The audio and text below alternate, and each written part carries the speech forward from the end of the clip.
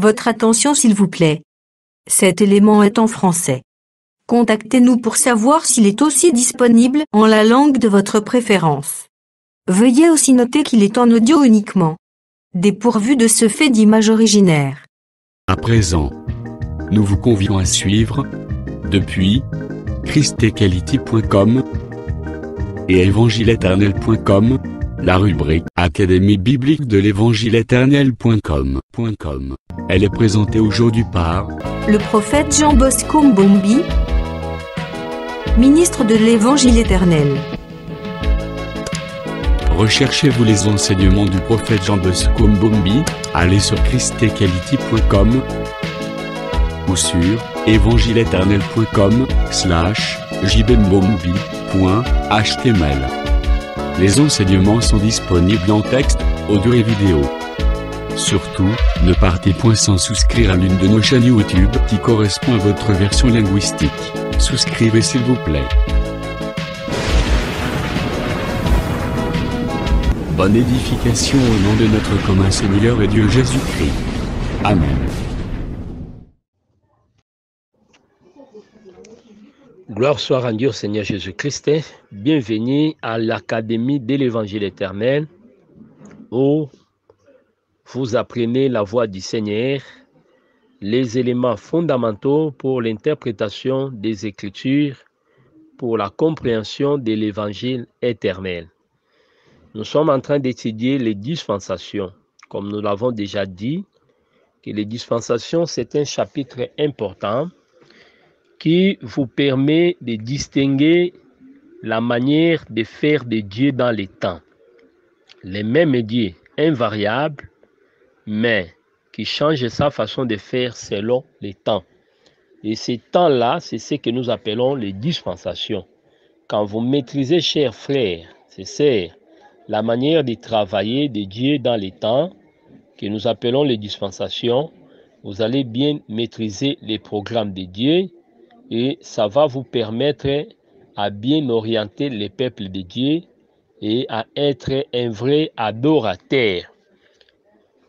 Nous étions en train d'expliquer la dispensation post-édénique et nous avons terminé avec la période des patriarches. On expliquait que la descente en Égypte, en effet, avait déjà introduit les peuples dans un autre niveau où, en quelque sorte, Israël, qui devait manifester la gloire de Dieu par la postérité, était en quelque sorte pris en piège en dehors de Canaan. Voilà pourquoi, pour reprendre les programmes de l'humanité, il fallait que Israël quitte Canaan. Vous comprenez? C'est ce que Dieu fera par l'entremise du prophète Moïse pour amener la délivrance du peuple. Et cette délivrance était réalisée par ce que nous appelons l'exode. Après la mort de l'agneau pascal, la force de l'Égypte était brisée et c'est alors que Pharaon devait libérer les peuples. Voyez. Et une fois que les peuples sont sortis, c'est alors que Dieu va encore conclure l'alliance avec ces peuples. Mais nous disons que cette alliance-là de Sinaï était une disposition transitoire qui devait amener maintenant Israël dans l'accomplissement du plan divin pour que la postérité soit manifestée. Et là, nous allons parler de la grâce. Donc, la loi était venue avant pour précéder la grâce ou pour préparer la grâce. Donc, le troisième point, nous voulons parler sur la dispensation mosaïque. Nous prenons l'écriture, nous sommes dans les livres d'Exode, chapitre 19, versets 1 à 3.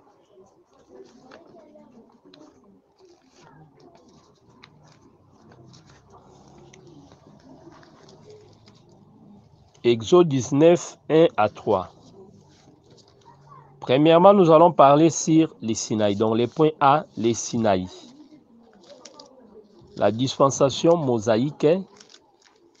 Point 3, dispensation mosaïque ou dispensation de la loi. A, les Sinaï. J'ai fait la lecture.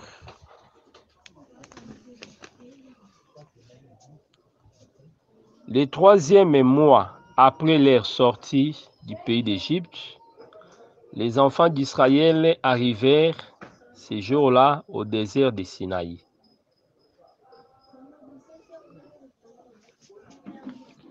Nous voyons que Israël était arrivé à Sinaï, c'était au 3e mois.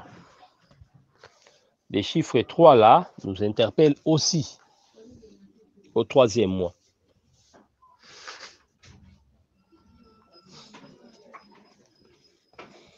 Or, quand nous considérons la marche d'Israël, nous dirons que de l'Égypte à Sinaï, Israël réalisa 11 campements.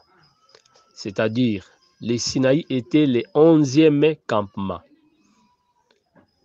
S'il faut extrapoler, Sinaï cache beaucoup de vérités et beaucoup de révélations. Donc, quand Dieu nous instruit ou quand il faut enseigner sur Sinaï, il y a beaucoup de choses que nous pouvons évoquer pour notre foi. Alors, nous disons que Sinaï était le 11e campement.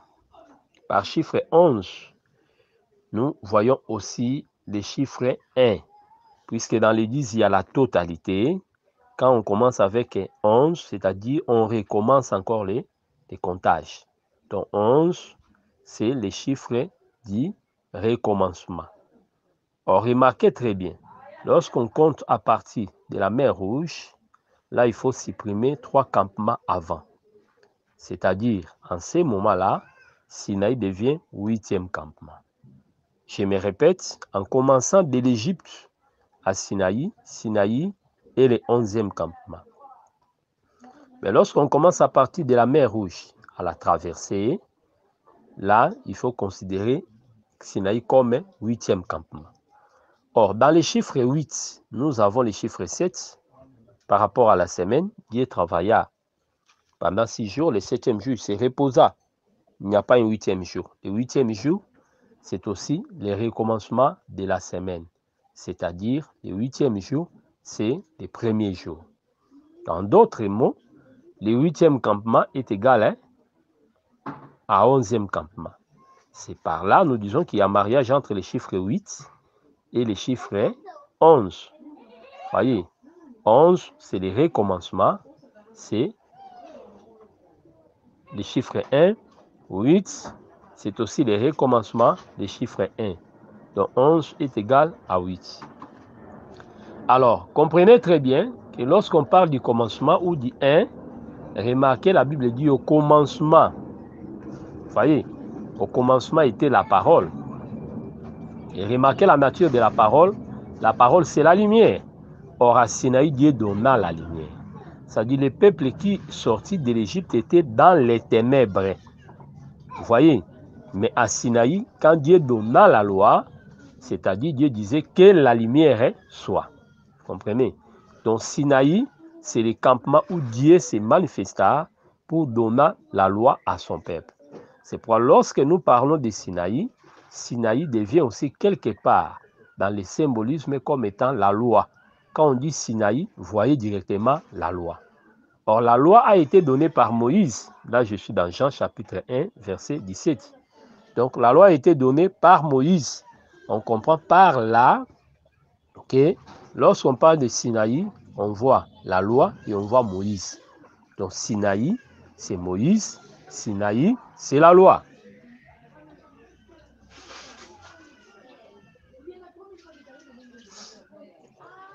Alors, le Sinaï, c'est un massif montagneux. Il y avait 3 chaînes de montagnes là-bas. Il y a le Sinaï, il y a l'Horeb, il y a les Catérins. Sinaï, Horeb et les Catérins. Donc voilà les 3 montagnes qu'on trouvait là-bas. Mais lorsqu'on parle de la montagne de Dieu, c'était principalement la montagne qu'on appelle la montagne d'Horeb. Puisque Dieu s'est manifesté à Horeb, c'est à Horeb qu'il a donné les commandements. On peut s'appuyer sur Malachie chapitre 4. Malachie chapitre 4, le verset 4.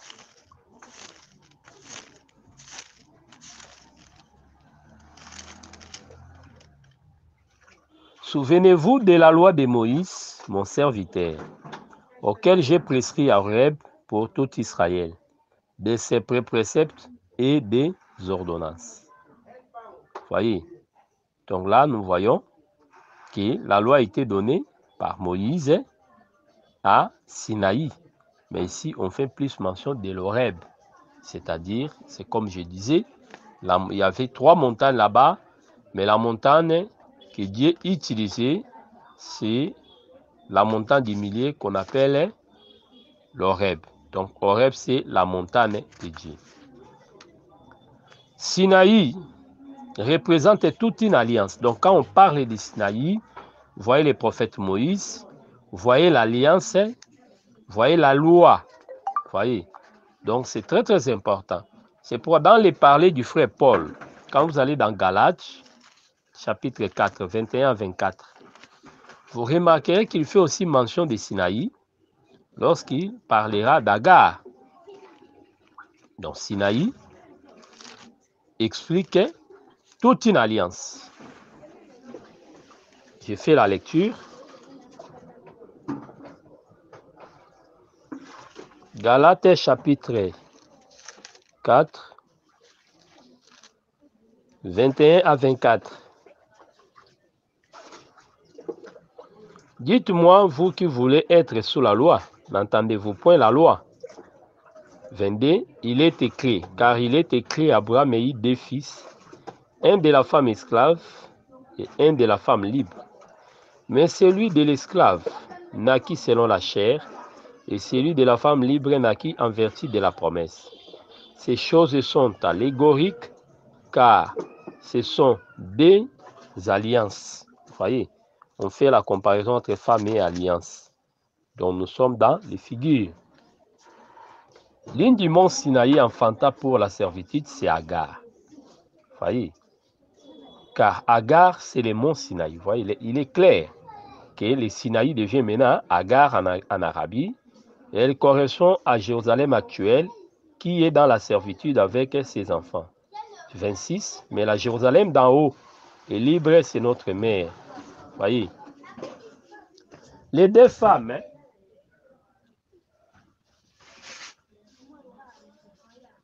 représentent des alliances.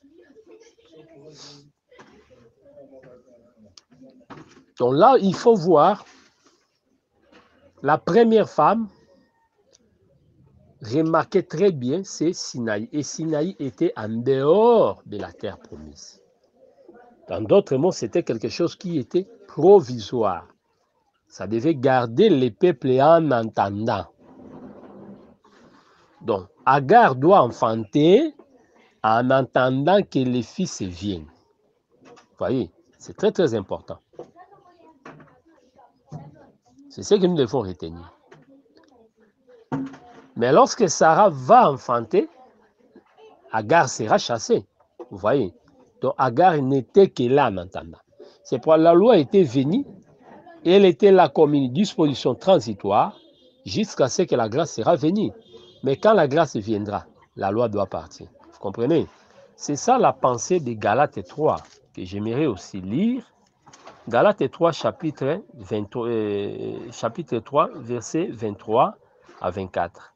Avant que la foi vînt, nous étions enfermés sous la garde de la loi, en vue de la foi qui devait être révélée. Ainsi, la loi a été comme un pédagogue pour nous conduire à Christ, afin que nous fussions justifiés par la foi. 24, 25. La foi étant venue, nous ne sommes plus sous ces pédagogues. Vous voyez, donc nous sommes dégagés. Donc c'était une disposition transitoire. Vous voyez. Donc Sinaï explique comment est-ce que Dieu marcha avec son peuple avant la grâce. Donc quand on voit Sinaï, nous voyons la loi. Quand on voit Sinaï par rapport à la maison d'Abraham, nous voyons Agar. Mais ces choses-là n'étaient qu'un enseignement. Vous voyez. Mais de l'autre côté, nous avons aussi les problèmes de Sarah. Donc Sarah, c'est l'expression de la grâce. Sarah, c'est l'expression de la nouvelle alliance qui devait venir. Donc la première des choses que nous devons retenir ici, c'est le problème de Sinaï qui expliquait la loi. Quand vous voyez Sinaï, vous voyez la loi donnée au peuple. Quand vous voyez la loi, directement, vous voyez l'alliance. La loi, c'est l'alliance. La loi, c'est la parole de Dieu.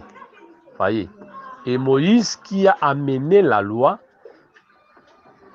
est aussi en quelque sorte identifié à la loi, puisque les prophètes s'identifient toujours à son message. Cet aspect-là, on ne doit pas les négliger. Donc c'est très très important que nous puissions comprendre cela. Donc voilà un peu la chose qu'il faut retenir. Alors, je voulais toucher un peu une particularité là, puisque lorsque nous parlons de l'interprétation, il faut toujours voir des variations. Lorsque Dieu parla de Sinaï, on doit aussi comprendre que Sinaï ne cache pas seulement l'aspect de la loi, mais dans Sinaï, nous voyons aussi des pensées. Sinaï parle de la loi, mais Sinaï cache aussi l'aspect de la grâce. J'aimerais aborder dans ce sens-là et que vous retenez bien mes démarches pour comprendre aussi comment varier les choses. Si vous retenez la loi, le Sinaï comme étant la loi, c'est une bonne chose. Mais lorsqu'on varie l'interprétation, il faut voir aussi les autres pensées. Ça vaut la peine. Puisque l'évangile éternel, c'est comme les caméléons. C'est la tunique de Joseph avec plusieurs couleurs. Donc il ne faut pas être borné pour ne voir qu'un seul aspect. C'est comme une pierre qui a plusieurs facettes. Donc voilà ce que je voulais dire comme avertissement. Quand on considère Exode chapitre 19, nous faisons la lecture. Là, nous disons que le Sinaï est revêtu de la pensée de la première alliance, c'est-à-dire de la loi. J'ai fait la lecture avec vous.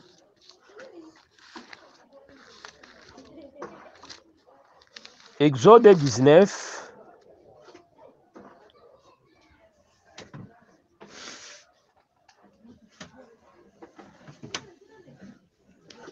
je prends le verset 24. L'Éternel lui dit, va, descends. Tu monteras ensuite avec Aaron. Tu monteras ensuite avec Aaron. Mais que les sacrificateurs et les peuples ne se précipitent point pour monter vers l'Éternel, de peur qu'il ne les frappe. Moïse descendit vers le peuple et dit ces choses. Voilà un peu ce que nous devons retenir. Je prends même le verset 22, dans le même chapitre 19, que les sacrificateurs qui s'approchent de l'Éternel se sanctifient, aussi de peur que l'Éternel les frappe des morts. 23, Moïse dit, le peuple ne pourra pas mourir, monter plutôt sur la montagne de Sinaï, car tu nous en as fait la défense expresse en disant, fixe les limites autour de la montagne et sanctifie là. Voyez. Dieu est descendu, mais la montagne a des limites. C'est-à-dire que les peuples ne pouvaient pas s'approcher de Dieu. Voyez, c'est que là nous voyons que le salut n'était pas accessible. Puisque le salut est accessible lorsqu'on s'approche de Dieu. Voyez, mais lorsqu'on ne s'approche pas de Dieu, le salut devient difficile. Donc là, la femme qui a la perte de sang, il ne peut pas toucher les bords des vêtements. Voyez, il y a des limites et elle ne peut pas s'approcher. C'est pourquoi dans la loi, les peuples ne pouvaient pas être sauvés. Ça, c'est la première des choses. Dans cet aspect-là, la loi représente, le Sinaï plutôt, représente l'ancienne alliance. Quand je dis Sinaï, retenez pour vous qu'il est question de la montagne d'Horeb. Je prends deuxième raison, Exode 19, verset 7. Moïse vint appeler les anciens du peuple, il mit devant eux toutes ces paroles, comme l'Éternel lui avait ordonné. Le peuple, verset 8, tout entier répondit, nous ferons tout ce que l'Éternel a dit. Moïse apporta les paroles du peuple à l'Éternel. Voyez, Dieu donna des préceptes, Dieu donna des lois que le peuple accepta. Mais remarquez, dans cette phase ici, Dieu leur donna la parole, mais sans effusion du sang. Donc la parole est là, mais la vie n'est pas donnée. Donc quand Sinaï ne permet pas aux gens de s'approcher d'elle, quand Sinaï donne des lois sans effusion du sang, Sinaï révèle le caractère de l'ancienne alliance, de la loi, qui ne peut pas sauver les peuples. Ça, c'est la première compréhension. Alors, on avance secondement. Nous voulons maintenant expliquer ces mêmes Sinaï comme étant la montagne de la grâce. Vous voyez? Donc, dans la révélation, on peut varier les choses. Là, nous allons dans Exode chapitre 24, 8 à 12, même 9 à 12.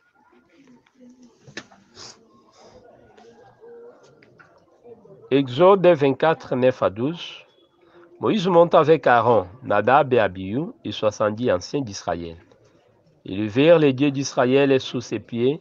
C'était comme un ouvrage de saphir transparent, comme le ciel lui-même dans sa pureté. Il n'étendit point sa main sur l'élite des enfants d'Israël. Ils virent Dieu et ils mangèrent et birent. Verset 1er, nous sommes dans le chapitre 24 toujours, premier verset. Dieu dit à Moïse, monte vers l'Éternel, toi et Aaron, Nadab et Abihu, et 70 anciens d'Israël, et vous vous prosternerez loin. Moïse s'approchera celle de l'Éternel, et les autres ne s'approcheront pas, et le peuple ne montera point avec lui. Moïse vint et rapporta au peuple toutes les paroles de l'Éternel. Le peuple entier répondit d'une même voix, nous ferons ce que l'Éternel a dit. Moïse écrivit toutes les paroles de l'Éternel, puis il se leva de bon matin. Il bâtit un autel au pied de la montagne et dressa 12 pierres pour les 12 tribus d'Israël. Il envoya les jeunes gens, hommes, enfants, pour offrir à l'Éternel des sacrifices et immoler des taureaux en sacrifice d'action de grâce.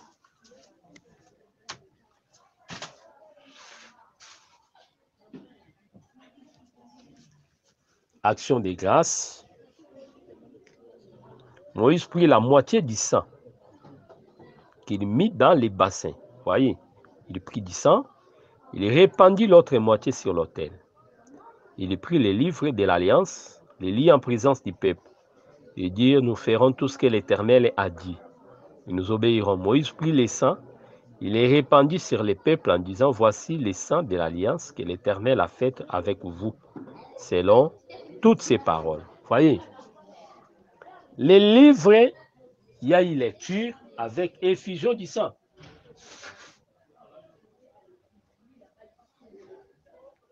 Lecture avec effusion du sang, c'est très très important.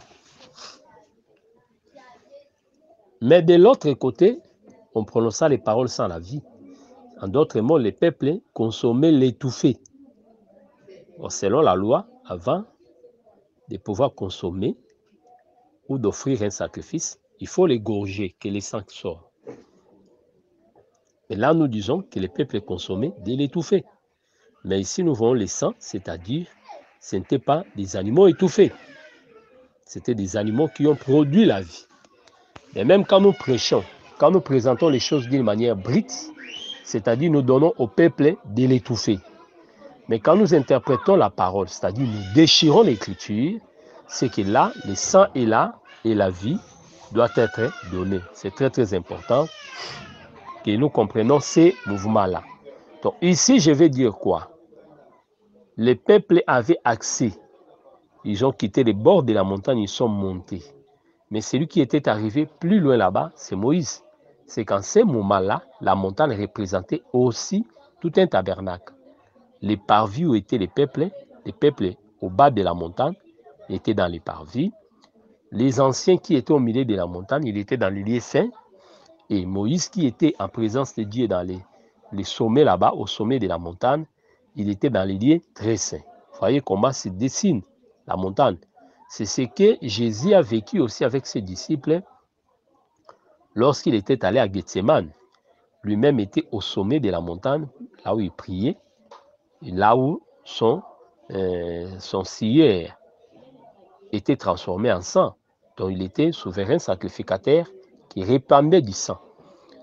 Et les autres qui étaient là, Pierre, Jacques et Jean, nous disons là où ils étaient, c'est les lieux saints.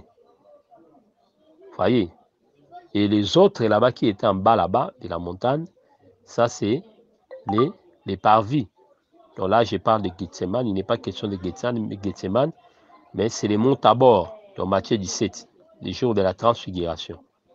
Les 9 étaient au bas de la montagne, les 3 étaient au milieu de la montagne, et lui était au sommet où il était transfiguré.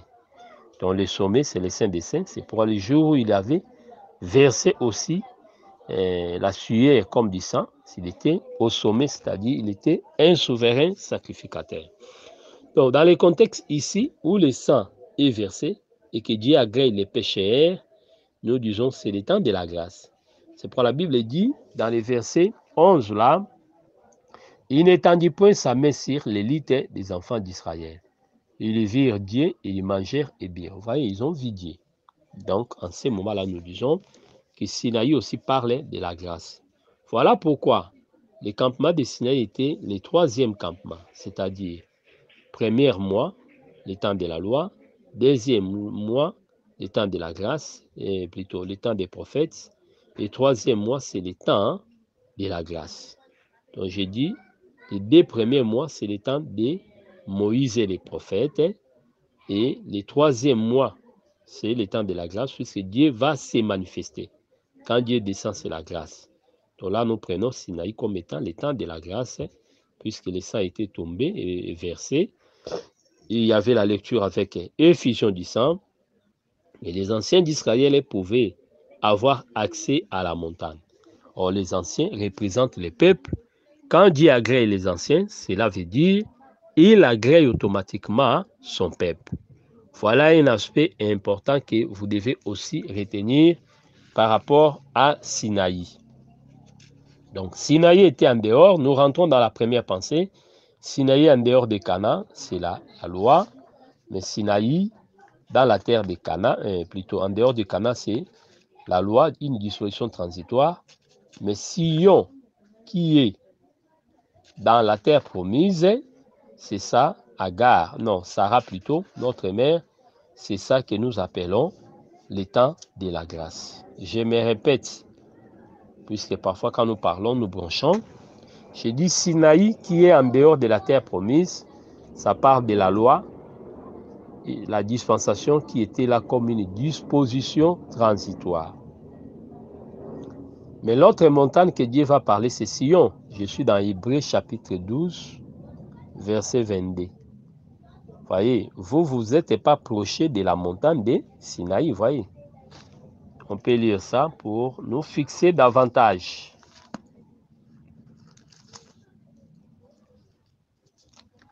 Hébreux chapitre 12. Je commence par le verset 18.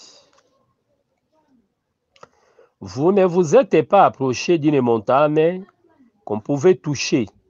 Vous voyez donc la montagne de Sion, c'est une montagne spirituelle. Donc on ne peut pas toucher comme ça. Non. C'est-à-dire une montagne qu'on ne pouvait toucher, c'est-à-dire on ne pouvait pas s'approcher. Et qui était embrassée par les feux.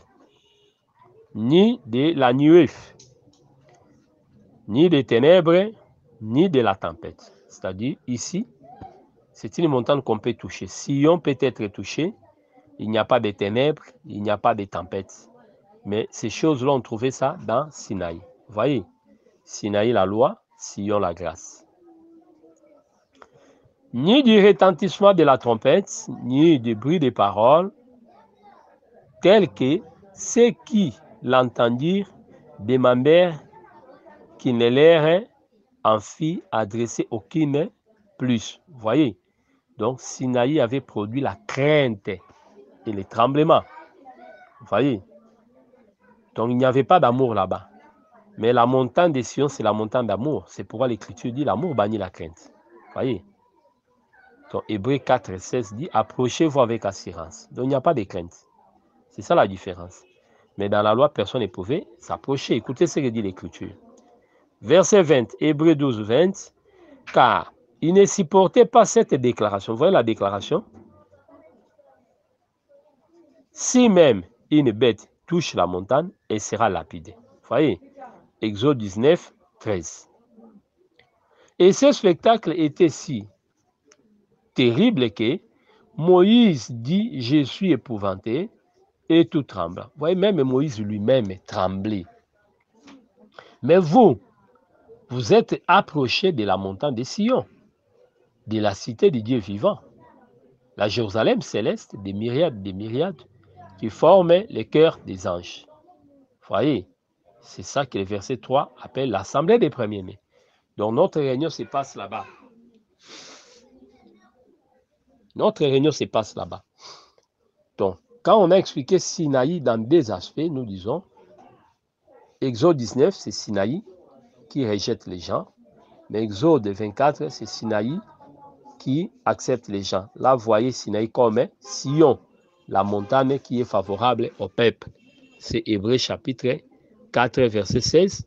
Approchons-nous avec assurance. Mais là-bas, la montagne tremblait, il y avait des tonnerres, personne ne pouvait s'approcher. Bref, dans la loi, les peuples ne pouvaient pas être sauvés, c'est ce qu'il faut retenir. Mais dans la grâce, le salut est accessible. Merci beaucoup. Retenez cette connaissance de la montagne de Sinaï. Alors, j'aimerais maintenant toucher le point B. Parler sur la loi. La loi et les sacerdoces lévitiques. Ça vaut la peine. Sinaï, c'est le lieu où Dieu donna la loi. Nous avons parlé sur Sinaï. Mais nous touchons aussi un autre aspect. La loi et les sacerdoces lévitiques. À Sinaï, Dieu donna la loi. Donc c'est le point B. Le point A, le Sinaï. Le point B, la loi et les sacerdoces lévitiques.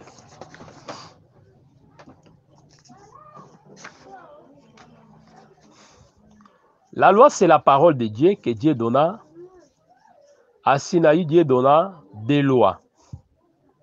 C'est-à-dire, il y a les 10 commandements écrits sur les 10 tables.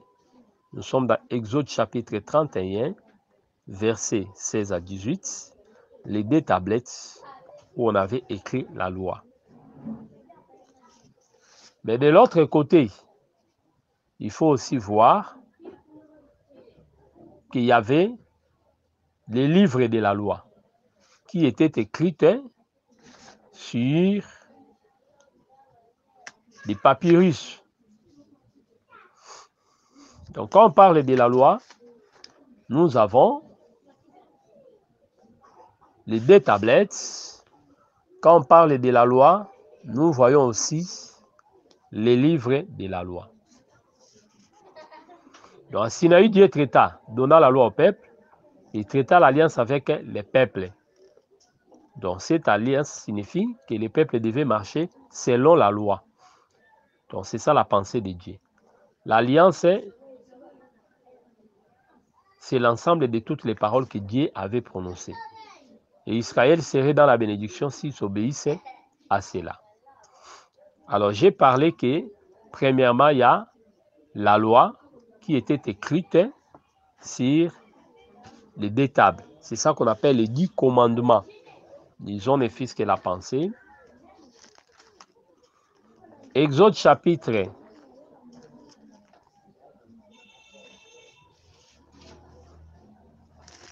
31, le verset 16. 18 plutôt. Prenons 18. Lorsque l'Éternel eut achevé de parler à Moïse sur la montagne de Sinaï, il lui donna les 2 tables du témoignage, tables de pierre écrites du doigt de Dieu. Vous voyez, c'est ça la première loi, écrite sur les 2 tablettes.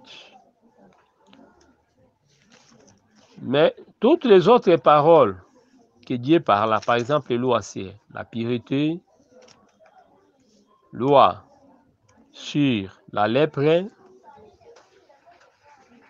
toutes ces lois-là étaient écrites dans un livre. C'est ça que Josué appela dans son livre Josué 1:8, les livres de la loi. Nous prenons cette pensée du livre de la loi dans Deutéronome chapitre 31, les versets 24 à 26. Lorsque Moïse eut complètement achevé d'écrire dans un livre, là-bas c'est Dieu qui a écrit. Ici c'est Moïse qui a écrit. Ça c'est la différence qu'il faut retenir. Ce que Dieu écrit, c'est dans les tables, ça demeure éternellement. C'est pourquoi on doit mettre ça dans les coffres. Mais ce que Moïse écrit ici, c'est écrit sur des papiers et ça va disparaître avec le temps. Vous comprenez? Ce qu'un homme a écrit et ce que Dieu a écrit. Vous voyez, c'est ça la différence. Mais nous savons que Israël, la loi qu'il avait gardée, c'était aussi la loi que Moïse avait taillée. C'est très très important. Mais une autre fois, on y reviendra pour apporter des détails, puisque le pain doit être rompu petit à petit pour une bonne compréhension. Mais retenez seulement que la loi sur les 2 tablettes, on appelait les 10 commandements, c'est l'écriture de Dieu. Mais par contre ici, c'est l'écriture de Moïse. La première loi avec une matière durable, pour dire la parole éternelle, mais ici, sur les papiers, c'est quelque chose qui peut se détruire. Ça ne se conserve pas longtemps. C'est ça la loi qui doit passer. Vous comprenez? C'est pourquoi, sur la montagne des transfigurations, les mots Tabor, remarquez, Christ était resté. Donc Christ était le symbole des 2 tablettes. Mais par contre, vous allez voir, il y aura disparition de Moïse et Élie.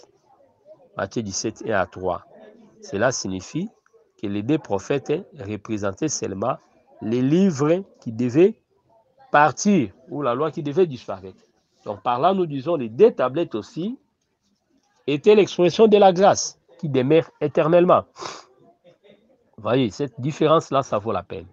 Les 2 tablettes étaient mises à l'intérieur, mais les livres de la loi s'étaient mis à l'extérieur des coffres appelés l'arche de l'Alliance. Donc j'ai lu Deutéronome 31, verset 24. Lorsque Moïse y est complètement achevé d'écrire dans un livre les paroles de cette loi, il lui donna cet ordre aux Lévites qui portaient l'arche de l'Alliance de l'Éternel. Prenez ces livres de la loi et mettez-les à côté de l'arche. Vous voyez, on ne l'a pas introduit, mais à côté de l'arche.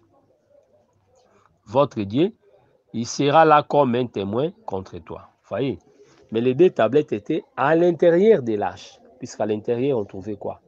On trouvait la verge d'Aaron, on trouvait la vase de manne et on trouvait les 2 tablettes. Mais à l'extérieur, on a trouvé seulement les livres de la loi. Les livres n'étaient pas à l'intérieur, c'est pour dire que c'était quelque chose qui est passager. Vous voyez? Mais ce qui est éternel, c'est l'amour. C'est pourquoi les 2 tablettes parlaient de la loi comme étant l'amour de Dieu. L'amour vis-à-vis de Dieu, ce sont les 4 commandements, le premier commandement, mais l'amour vis-à-vis du prochain, ce sont les 6 commandements. Vous comprenez?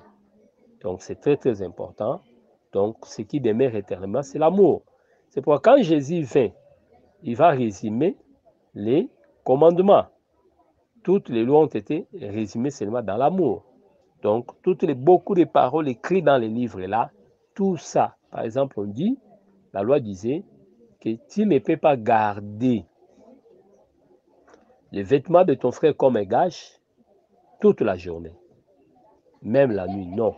Ça dit du matin au soir, tu gardes ça, mais une fois le soir, tu le lui remets. Vous voyez, c'était la loi visait l'amour. La nuit, il faisait très froid, tu ne peux pas garder les vêtements. Et Dieu l'avait fait aussi. Le soir spirituel étant venu, il n'a pas laissé l'homme traverser la nuit comme ça. Le Seigneur nous a remis les vêtements. Vous comprenez? Donc c'est pour dire, la loi parlait seulement de ce que Dieu devait faire. Mais entre-temps, ça instruisait les peuples, comment est-ce que les peuples devaient vivre. Vous voyez? C'est pourquoi quand il faut considérer ce qui était écrit dans les tablettes et dans les livres, vous allez voir que la Bible parle des commandements, des ordonnances et des préceptes. Des commandements, des ordonnances et des préceptes. Alors, ces langages ici, quand vous allez dans les psaumes, vous allez voir, c'est fréquent. On parle des commandements, ordonnances, préceptes, statuts, des lois. Donc, il y a synonyme, parfois synonyme. Vous voyez? Donc, ce sont des termes qui s'entremêlent, qui prêtent confusion. Donc, on peut bien les différencier, comme nous avons dit là, commandement, ordonnance, précepte. Mais quand vous entrez, vous allez voir parfois, quand on dit commandement, c'est ça la loi, c'est ça les statuts. Hein? Quelque chose, statut qui reste comme tel, érigé comme loi. Vous voyez? Donc, commandement, statut, loi, c'est toujours la même chose. Vous voyez? Donc, quand on voit les commandements, vous voyez, c'est aussi dans les commandements, il y a les mots d'ordre. Or, quand on dit ordonnance, ordonner, il y a aussi l'ordre. Vous voyez, ça prête parfois confusion. Mais nous devons toujours retenir cela. Mais retenez aussi que ces pensées-là existent aussi dans la grâce. Paul a parlé des commandements, Paul a parlé de l'ordonnance, Paul a parlé des préceptes. Je donne un exemple pour votre compréhension. 1 Timothée chapitre 1, 18, là on parle du commandement. Vous voyez, commandement. Mais quand vous prenez 1 Corinthiens 7, 25, Paul parle de l'ordonnance. J'ordonne, ordonner. C'est-à-dire les paroles de Paul devenaient une ordonnance. C'est-à-dire ces langages-là, même dans les épîtres, sont employés. Dans la doctrine du Seigneur, nous disons, nous trouvons des commandements, nous voyons des ordonnances. Donc, c'est pourquoi la loi a pris fin, mais en d'autres mots, nous disons que la loi a été reformulée selon la grâce.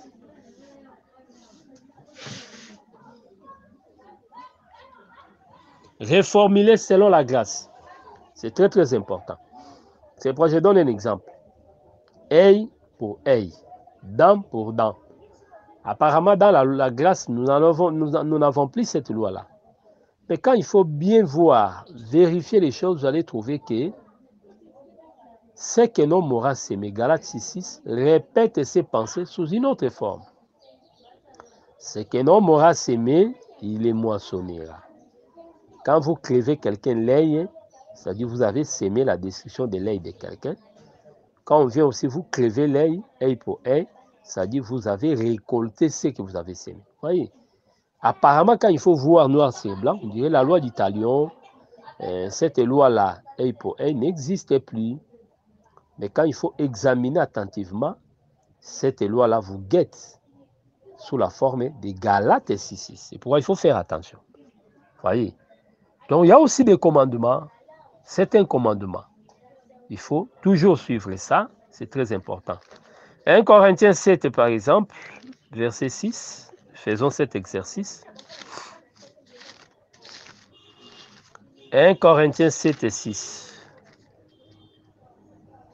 On dit, j'ai dit cela par condescendance, je n'en fais pas un ordre. Vous voyez, je n'en fais pas un ordre. Vous voyez, ici Paul parle, mais il insiste qu'il n'est pas question de l'ordre.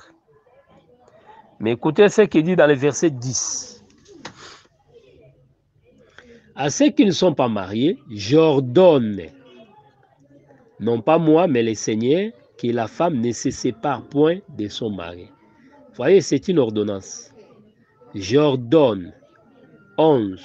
Si elle est séparée, qu'elle demeure sans se marier, ou qu'elle se réconcilie avec son mari, et que le mari ne répudie point sa femme. Vous voyez, c'est-à-dire une femme ne peut pas se séparer. Puisque quand on parle ici le divorce, les femmes ont tendance de voir qu'elles sont marginalisées.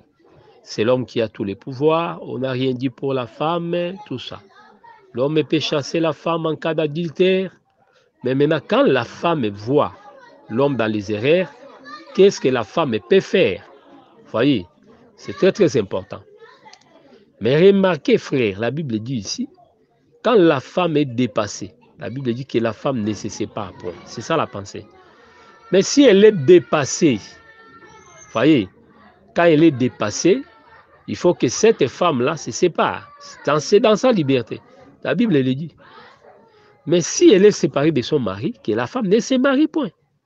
Sinon, elle ne peut seulement que revenir. C'est ça 1 Corinthiens 7, 10 à 11. Quand on en a marre, je suis tabassé chaque fois, ça ce n'est pas un mariage. La femme a la liberté de quitter. Mais la Bible dit quoi? Une fois quittée, qu'elle ne se marie pas. Elle ne remarie pas. Sinon, qu'elle reprenne seulement avec son mari. La liberté totale de la femme, c'est lorsque l'homme meurt. Là, elle devient libre. Vous voyez, c'est ça. Alors ici, nous avons seulement relevé la pensée de l'ordonnance. J'ordonne. En haut, il dit, je n'en fais pas un ordre. Donc, ce n'est pas une ordonnance. Mais ici, il dira, j'ordonne. Vous voyez, c'est très, très important. Donc, il y a des ordonnances dans les Écritures. La notion des préceptes, quand vous allez dans 1 Thessaloniciens 4, 6 à 8,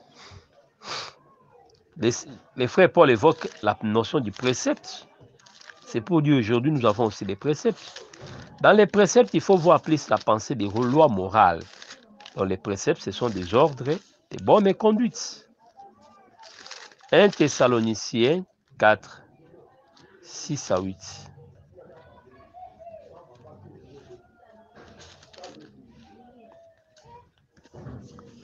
« 1 Thessaloniciens 4, 6 à 8. C'est que personne n'use envers son frère de fraude et de cupidité dans les affaires, parce que le Seigneur tire vengeance de toutes ces choses, comme nous l'avons déjà dit. Car Dieu ne nous a pas appelés à l'impureté, mais à la sanctification. Celui donc qui rejette ses préceptes ne rejette pas un homme, mais Dieu qui vous a aussi donné son esprit. Vous voyez, celui donc qui rejette ses préceptes. Vous voyez, même quand il dit dans Éphésiens que celui qui volait ne vole pas, c'est un précepte. Vous voyez, que chacun dise la vérité à son prochain. C'est un précepte. Contentez-vous de ce que vous avez. Hébreux 13, 4 à 6 et 5 à 6. C'est un précepte. Donc il y a des préceptes. Vous voyez, c'est là où nous disons que les commandements, les ordonnances, les préceptes, tout ça, la loi était dirigée, en quelque sorte divisée en trois parties. Il y avait ce qu'on appelait les lois morales. Les lois morales, ce sont les lois qui permettaient à Israël de vivre en paix dans la communauté. Ce sont des lois de bonne conduite. Par exemple, comme je disais, tu ne peux pas garder en gage l'habit de ton frère toute la journée, non, toutes les 24 heures, non. Mais seulement, le soir, il faut les lui remettre.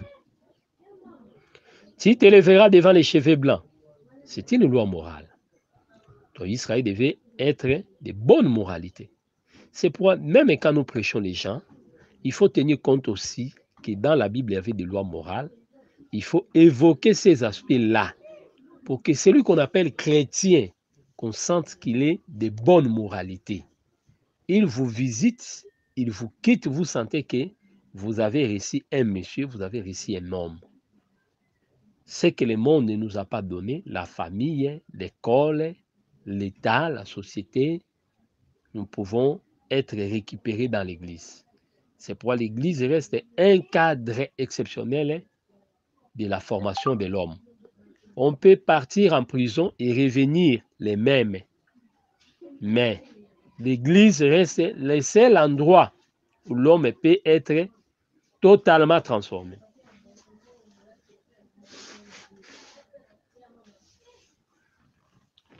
C'est pourquoi quand on échoue à l'instruction de l'Église, à ce que dit la doctrine, vous êtes un candidat de l'enfer. Donc quand Dieu n'arrive pas à faire quelque chose dans votre vie, qui peut encore? Là où Dieu a échoué, qui peut encore réussir? Personne. Mais ici, je suis venu vous interpeller, vous qui prêchez la parole de Dieu, vous qui êtes conducteur du peuple, qu'il y avait des lois morales. Donc Dieu voyait qu'Israël devait vivre en paix avec les siens. Voyez, j'étais en train de regarder sur net, un enfant indien était mordu par les chiens d'une femme. Ils étaient tous deux avec ces chiens-là dans l'ascenseur. Alors, le chien n'a pas supporté la présence de cet enfant étranger-là.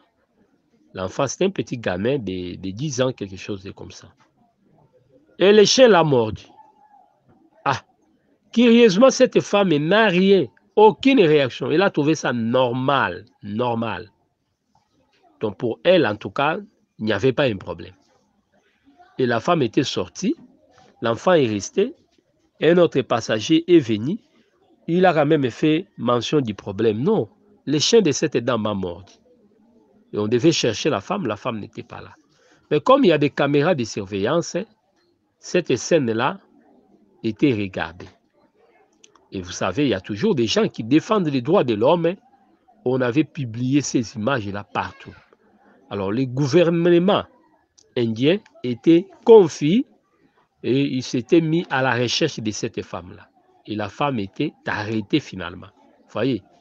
Mais quand j'écoutais les gens réagir, en commençant par ces deux petits documentaires, on disait seulement que cette femme n'est pas sociable, que cette femme ne pouvait pas vivre en société.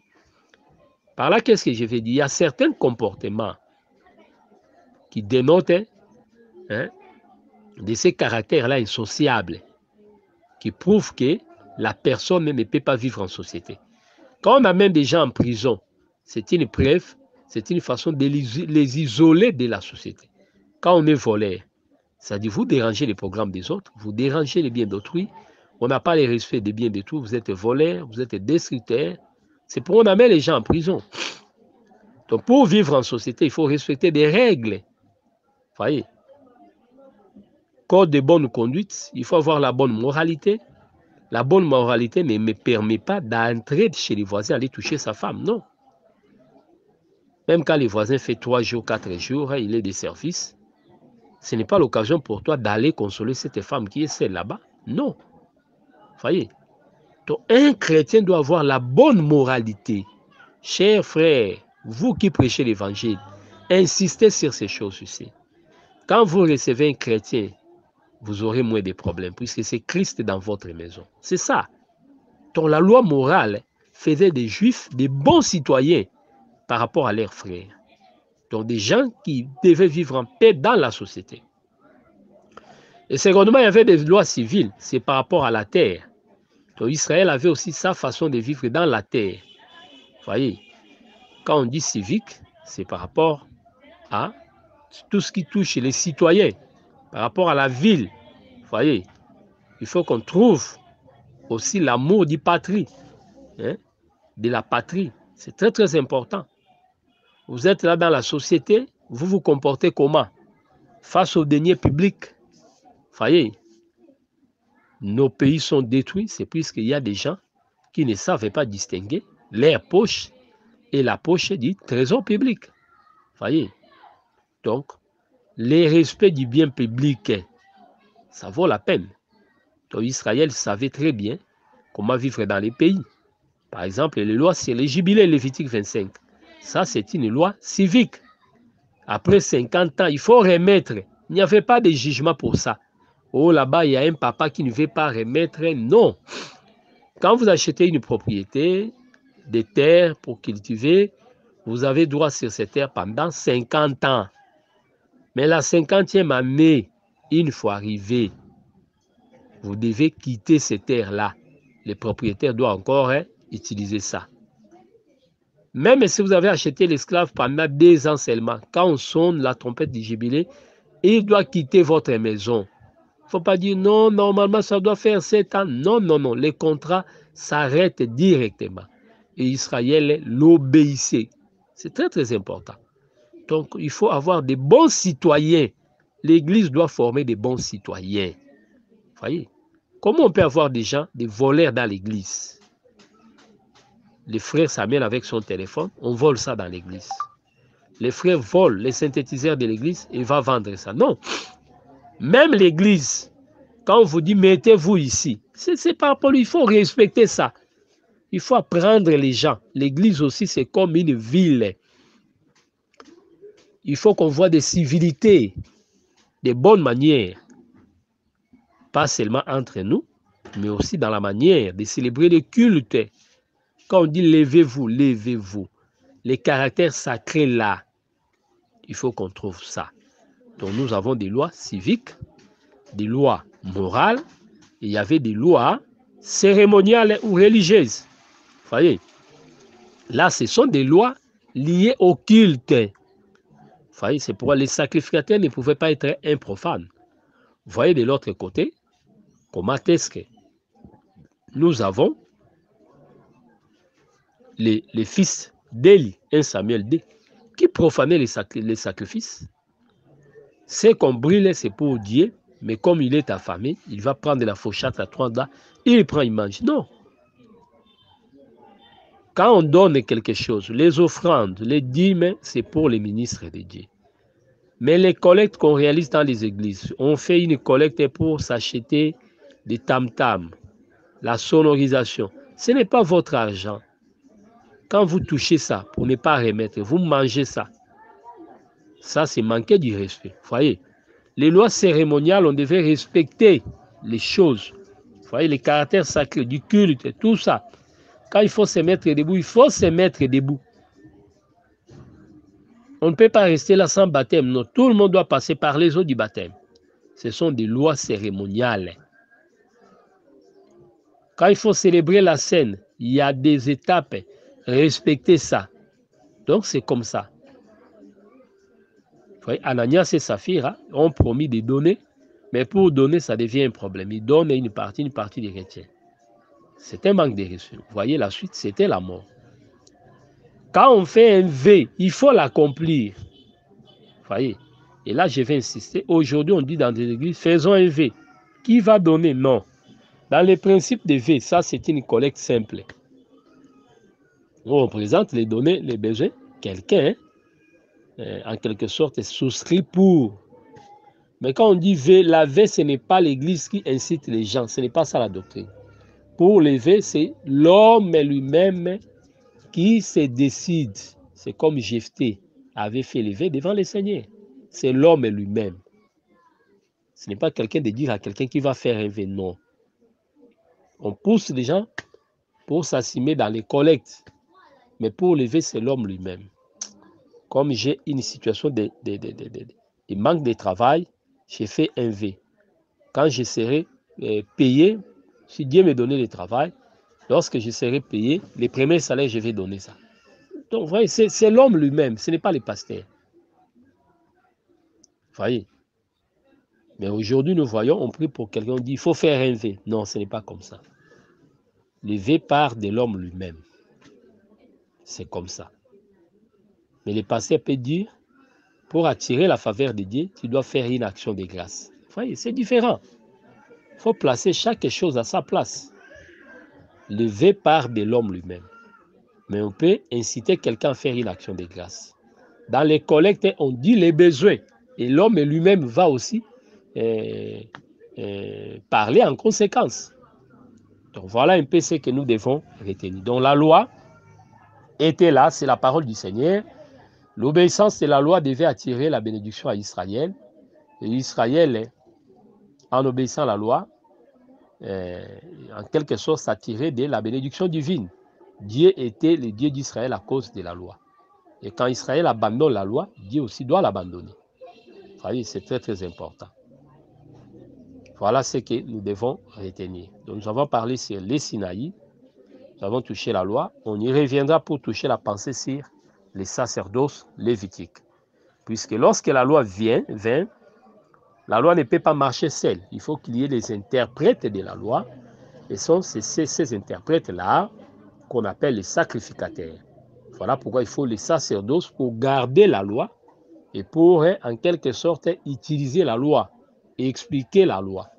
Donc, sans les sacerdoces, la loi n'a pas de sens. Vous voyez la loi comme Moïse, qui n'a pas de sens si Aaron n'est pas là. Puisque les sacerdoces, Moïse vient avec la loi, mais Aaron sera là comme l'interprète de cette loi-là. De même qu'Aaron interprétait Moïse, Dieu répète cela avec la loi. Moïse, c'est la loi, et Aaron, c'est les sacerdoces. Donc Aaron sera là pour expliquer. Donc les sacerdoces, c'est là pour garder, pour expliquer. Vous voyez, c'est très très important. C'est pour quand Aaron va mourir directement, la loi aussi va perdre de sens. C'est pourquoi vous allez voir, il y a succession des morts. La mort d'Aaron, la 40e année là, cette même 40e année, on va assister à la mort de Moïse. Donc en quelque sorte, la mort d'Aaron laissait Moïse indifférent. Donc Moïse devient comme abandonné, isolé. Vous voyez? Donc la fin de la loi induit indirectement la fin du sacerdoce. C'est que Moïse, c'est la loi, et Aaron expliquait les sacerdoces lévitiques. S'il y a ces mariages, quand la loi vient, il faut que les sacerdoces viennent. Quand Dieu veut envoyer Moïse, il faut qu'il suscite un certain Aaron pour l'accompagner. Donc les deux marchent ensemble, la disparition de l'un entraîne de l'autre. On y reviendra. Que le Seigneur vous bénisse. Restez branchés pour écouter nos enseignements dans l'Académie de l'Évangile éternel. Nous sommes là pour répondre à toutes les questions via WhatsApp. Notre numéro, c'est plus 243 89 541 88 90. C'est bien moi, votre frère, le prophète Jean Bosco Mbombi de Kinshasa. Que Yehoshua HaMashiach vous bénisse.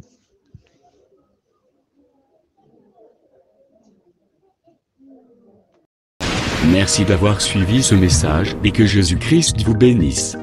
Si vous avez une question à l'intention de l'homme de Dieu, si vous voulez que l'homme de Dieu prie pour vous, si vous voulez vous confier à l'homme de Dieu, ou si vous voulez tout simplement bénir l'homme de Dieu, contactez-le directement si ses coordonnées sont disponibles depuis sa page. Sinon, contactez-nous et nous lui transmettrons vos préoccupations. N'oubliez pas de faire un tour à notre page évangélisation pour voir en quoi vous pouvez vous rendre utile à Christ par cette œuvre. Que Dieu vous bénisse tous. Amen. ChristQuality.com. Les cieux en un clic de la souris. Évangile-éternel.com, le site de l'Évangile éternel. Christ et Quality Fondation, équilibrer la manne ramassée dans le désert de sorte que chacun ait un numère. Branchez-vous sur ChristEquality.com ou sur évangile-éternel.com et vous attendra au rendez-vous. La radio mondiale évangile-éternel.com, enseignement non-stop. La télé prophétique, évangile-éternel.com TV. Enseignement quantique et documentaire biblique. L'église virtuelle, assemblée et culte de prière des saints, en ligne et en direct. La rubrique Pasteur et thème.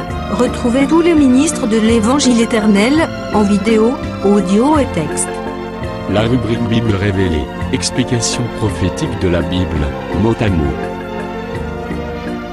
La rubrique questions et réponses, expose les réponses des ministres à vos questions difficiles et compliquées. La rubrique prophétie et actualité, décrypte pour vous l'actualité, en rapport avec les prophéties bibliques.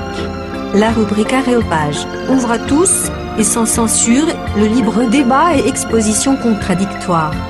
Évangile-éternel.com démystifie au moyen de l'enseignement, des erreurs, des fausses religions, églises, doctrines et philosophies. Nos enseignements confrontent l'apostasie et les idées préconçues pour vous attacher à la saine doctrine. Vous y trouverez de l'exhortation, du réconfort spirituel et de l'incitation à vous sanctifier. Sur évangile-éternel.com, sollicitez une requête de prière. et les ministres et plusieurs s'implieront pour vous. Retrouvez des cantiques chantés par des saints et des cantiques instrumentaux. Venez y apprendre d'autres langues à travers la Bible audio multilingue. Les enseignements sont en toutes les langues. Évangile-éternel.com, le site de l'Évangile éternel. Motivez-nous en souscrivant à l'une de nos chaînes YouTube, celle de votre préférence linguistique. Et venez évangéliser avec nous en partageant, autant que faire se peut, notre site web, nos YouTube channels ainsi que toutes nos publications. Merci de le faire et que Jésus-Christ notre commun Seigneur et Dieu vous bénisse tous. Amen. christequality.com. Les cieux sont à la portée de votre main, juste par un simple clic de la souris. Christ Equality Fondation, équilibrer la manne ramassée dans le désert de sorte que chacun ait un aimère.